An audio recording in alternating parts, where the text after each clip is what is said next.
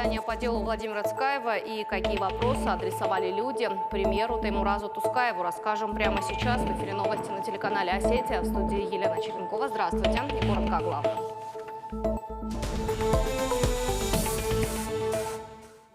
Нужен анализ каждой отрасли и наш вклад, реальный вклад в увеличение налоговых и неналоговых доходов. Малый бизнес получит ощутимую поддержку. Размер взноса за оплату капремонта в будущем году не изменится, а программу социально-экономического развития республики дополнят 4 проектами. Повестка заседания правительства была насыщенной. Какие поручения получил Кабмин, расскажем.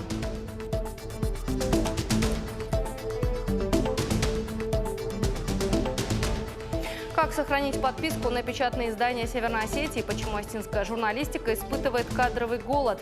Эти и другие вопросы председатель комитета печати и массовых коммуникаций обсудил с представителями республиканских СМИ. Опыт хороший, на государственных проектах работать. Студенты архитектурно-строительного факультета ГМИ полученные знания применяют на практике. После учебы отправляются на стройку. В рамках проекта «Новая Осетия» помогают возводить социально значимые объекты республики.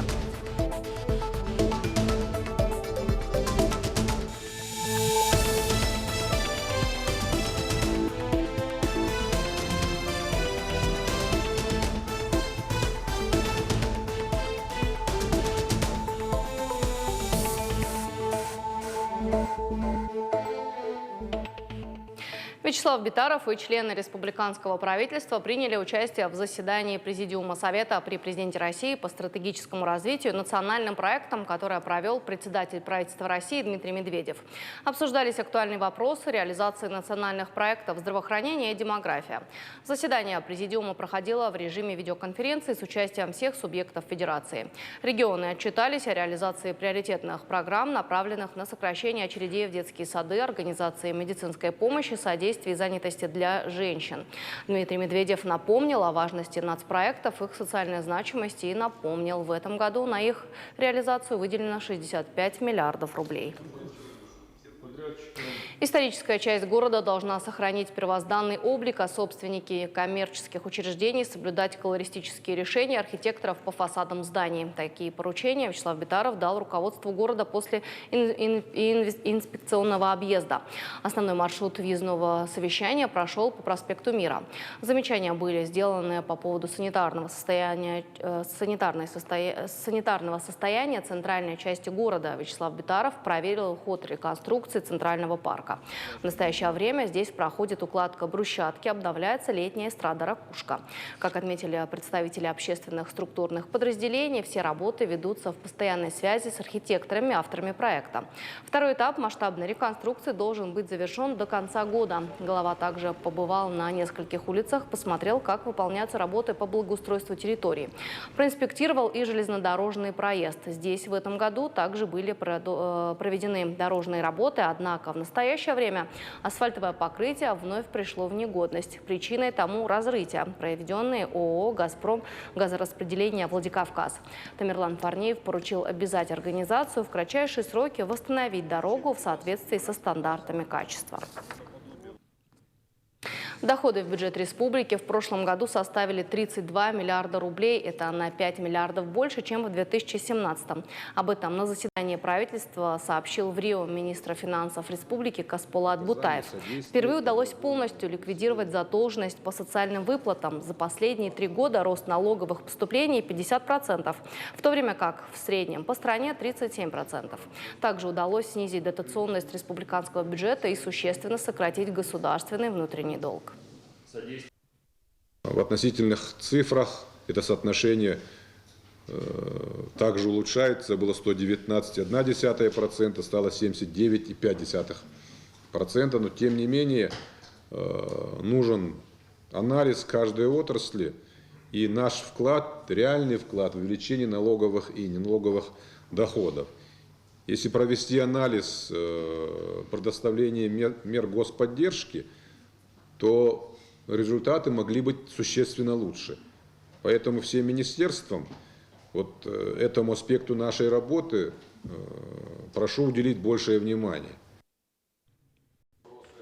Говорили и о сумме взноса за капремонт имущества многоквартирных домов. В новом году она остается на прежнем уровне и будет равна 5 рублям 24 копейкам за 1 квадратный метр. Такое постановление поддержали в правительстве республики. Министр ЖКХ, топлива и энергетики Майран Тамаев отметил, размер взноса рассчитан региональной службой по тарифам и является одним из самых низких среди субъектов России. Премьер Таймураз Тускаев подчеркнул, что темпы роста сбора платежей недостаточно высокие и поручил руководителям районов обратить на это внимание. Говорили и об инвестпроектах, которые реализуют в рамках подпрограммы «Социально-экономическое развитие республики». По словам министра экономического развития Казбека Тамаева, в этом году реализуют 4 новых проекта. Это создание агротехнологического комплекса «Кировский», предприятие по производству строительных материалов, закладка сада фундука на 200 гектаров и создание логистического парка «Грин». Еще 2 проекта переходят с прошлого года и продолжат реализацию в текущем. Это закладка интенсивного сада на 122 гектара и строительство фруктохранилища на 5000 тонн и создание машинно-технологической станции «Иравская». Дополнительное финансирование получит подпрограмма «Поддержка и развитие малого и среднего предпринимательства». Средства в размере 47 миллионов рублей выделены из федерального бюджета. Таймураз Тускаев обратил внимание на то, как проходит отбор инвестпроектов. Некоторых социальных гарантий. Скажем так, активность министерств в этом процессе оставляет желать лучшего. То есть мы развиваем там сельское хозяйство, промышленность, медицинский кластер, туризм, индустрию строительных материалов, использование природных ресурсов там и так далее. Вот этот отбор на уровне министерств отсутствует. Пускай войдут в проблемы своих отраслей, отбирают. И потом все это республиканская комиссия отбирает публично, открыто. И затем отправляем в Министерство по делам Северного Кавказа уже в федеральную комиссию. Вот тогда будет, наверное, результат. Сегодня же Таймураз Тускаев принял граждан. В общественную приемную президента страны пришли люди с личными проблемами. О сложной финансовой ситуации рассказала мама 2 студенток СОКПИ. Девушки учатся на коммерческой основе. Также в семье есть кредит. Премьер обещал оказать материальную помощь. Также поручил выяснить, есть ли возможность перевести студенток на бюджетную форму обучения. Пришли на прием к Таймуразу Тускаеву и те, кто развивает сельское хозяйство. Фермер планирует создать на территории Моздокского района овцеводческое хозяйство. Уже заключен договор с Волгоградским селекционным центром и поставки 1700 голов овец. В планах за 2 года довести поголовье до 4000. Предприятие позволит создать рабочие места, а часть прибыли направит на открытие школы с полилингвальным обучением. Суммы, предоставляемые Минсельхозом, они не маленькие, они должны помочь вам, а уже вы должны создать такие производства, которые помогут району в виде рабочих мест, в виде больших поступлений в бюджет и в виде примера другим предпринимателям, что можно получить ресурс государственный, создать за счет этого бизнес, успешно развиваться. Вот такие будем перед собой совместные задачи ставить. В Ленинском суде сегодня продолжили слушания по делу Владимира Цкаева. В зал суда доставили коробку с гистологическим архивом, образцами материала, который был получен с трупа Цкаева. Перед вскрытием в суд был вызван следователь Алан Хугаев. Он пояснил, где и когда была опечатана коробка. Затем ее вскрыли. Стороны пришли к выводу, что необходимо привлечь экспертов для изучения ее содержимого. И только потом материал будет направлен на повторную экспертизу. То, что я увидела, меня, конечно, не удовлетворяет. Я считаю, что это все должно было быть сделано гораздо более строго, должно было быть более строго фиксировано. И пояснения, которые нам дадут специалисты, которые нам дал сегодня следователь Хугаев, может быть, что-то прояснят в этой ситуации. Ну и главное, что я хотела сказать, ведь этот гистологический материал не является камнем преткновения в экспертном исследовании, потому что экспертное исследование строило свое заключение не столько на данных гистологического этого архива, того, что они в гистологии увидели, а в том, что они увидели по описанию.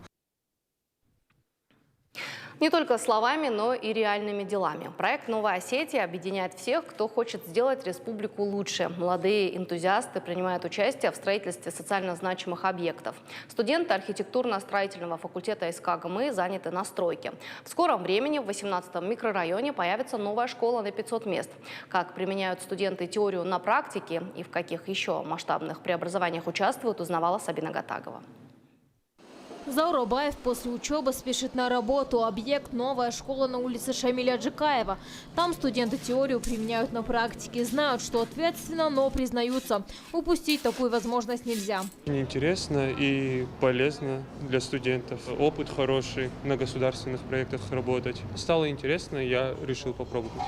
Идею привлекать на строительные площадки молодежь поддерживают в профильном ведомстве. Министр лично приезжает на объекты и наблюдает за ходом работ.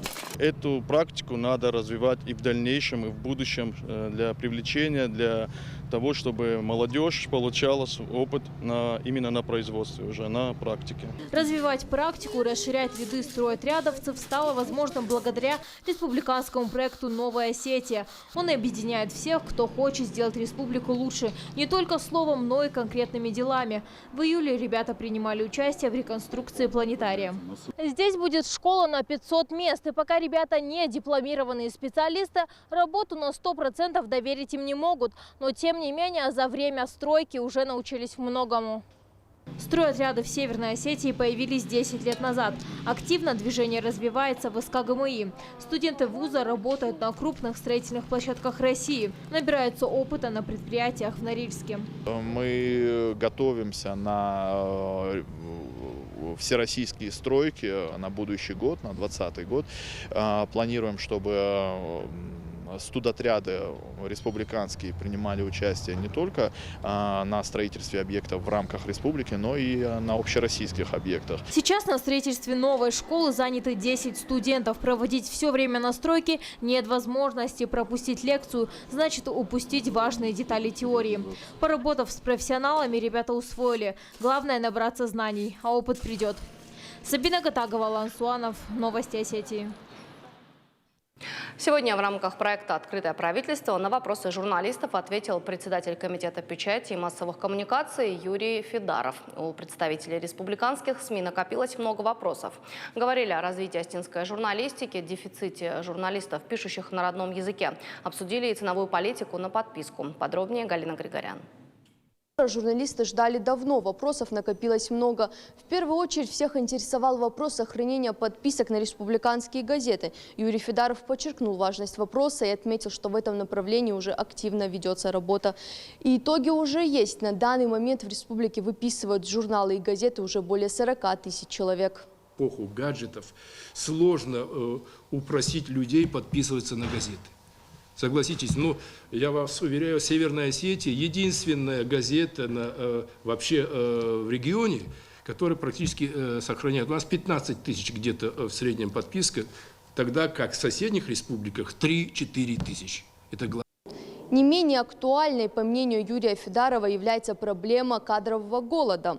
На сегодняшний день СМИ испытывают острый дефицит в журналистах, говорящих и пишущих на осетинском языке. С этой целью решить проблему и создали профильную кафедру на факультете журналистики. С Южной Осетией у нас налаживаются очень хорошие контакты. У нас прошло 3 встречи прошло, или даже, нет, 3. Один раз мы ездили в Южную Осетию, дважды они приезжали к нам, и был заключен договор о взаимодействии, чтобы информация из Южной Осетии публиковалась в наших средствах массовой информации. Вы знаете, в газете «Рашсенат» проходят публикации. Национальное телевидение дает по средам.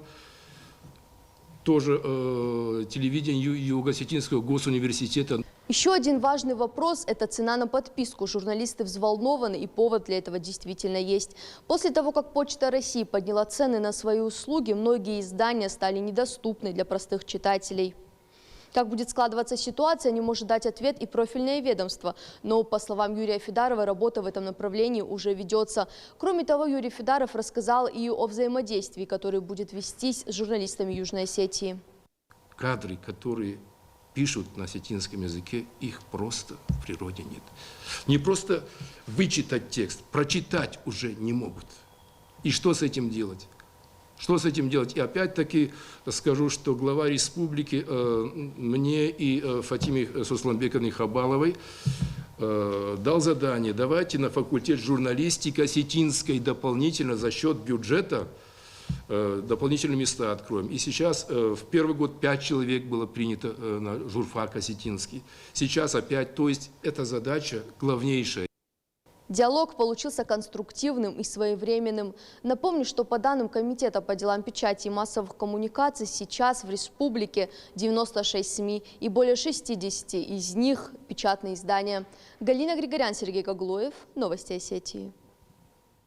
В постпредстве Северной Осетии наградили победителей 8-й универсиады среди московских студентов. Интеллектуальная игра Brain Ring проводится ежегодно и на этот раз собрала 24 команды.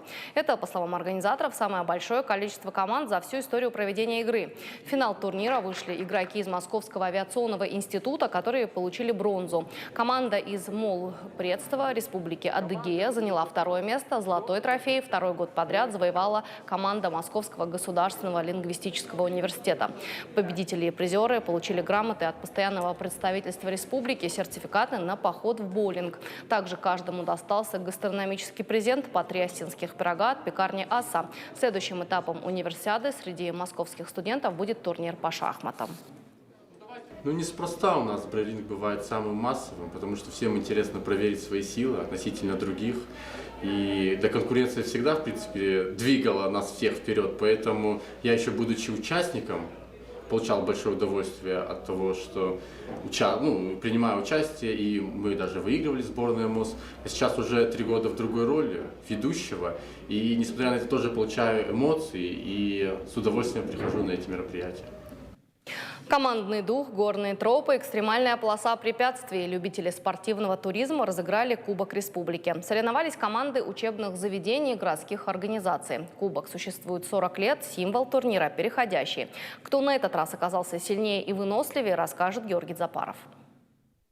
Дистанция с препятствиями больше километра. Самое сложное, говорят участники, это река. На спортсменов специальное туристское снаряжение. Задача надежно пристегнуться к канату и максимально быстро перебраться на другой берег. В составе команд представители организаций и учебных заведений Владикавказа. По правилам победит команда, которая быстрее остальных преодолеет дистанцию с препятствиями. Звучит легко, на деле все сложнее. Чтобы выполнить задание, спортсмены усердно тренируются, оттачивают командное взаимодействие.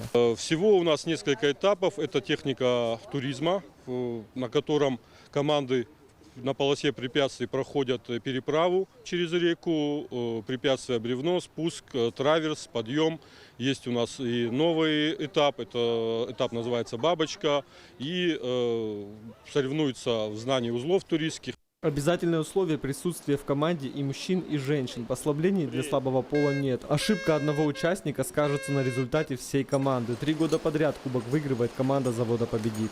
Дело в том, что мы участвуем 4-й год подряд, и это уже все на опыте. Несмотря на то, что у нас полкоманды еще с новичков, все равно мы поделились своими знаниями, и прошло все более-менее удачно. Мы надеемся только на победу. Главный приз – переходящий кубок. Ему больше 40 лет. Организаторы и участники уверены, подобные турниры сплачивают, пропагандируют здоровый образ жизни и развивают спортивный туризм. Георгий Запаров, Чермен Цураев, Новости Осетии. Утро воспитанников детского сада номер 59 началось с зарядки с чемпионами. Провели ее призеры всероссийских детско-юношеских игр боевых искусств Георгий Санакоев и Олеся Кабисова. Они рассказали ребятам о том, как важно начинать день с зарядки, показали упражнения для ежедневной разминки. С призывом заниматься спортом к воспитанникам детского сада обратился и вице-президент Федерации рукопашного боя и джиу-джитсу Артур Дзитоев. Дети также приняли участие в эстафетах. Победители и участники получили кубки, медали и грамоты. Организаторы зарядки с чемпионом, Комитет физической культуры и спорта, в ведомстве отметили, что акции пройдут во всех дошкольных учреждениях.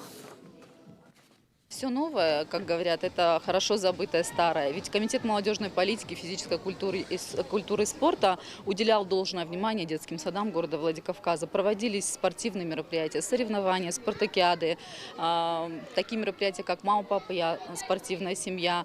И почему-то это потихонечку ушло на такой вот задний план. И я считаю, что это неправильно. Да, у нас сегодня зарядка с чемпионом, но это новое видение такое вот модное. То, что я перечислила, эти все мероприятия, они были очень важны, и одним из приоритетных направлений любого детского сада – это физическое воспитание.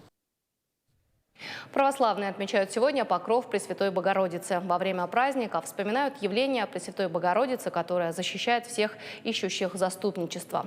В народе Покров считается встречей зимы, наступления первых холодов. К 14 октября традиционно земледельцы прекращали все полевые работы, собирали последний урожай и готовились к зиме. По народному поверью, какой будет погода на Покров, такой следует ожидать и зиму. Верующие говорят, что день этот словно венчает сентябрьскую череду знаменательных для православия дней – Рождества Пресвятой Богородицы, воздвижения креста Господня и усекновения главы Иоанна Предтечи. В честь Богородицы построено множество храмов. Свой Покровский храм есть и во Владикавказе.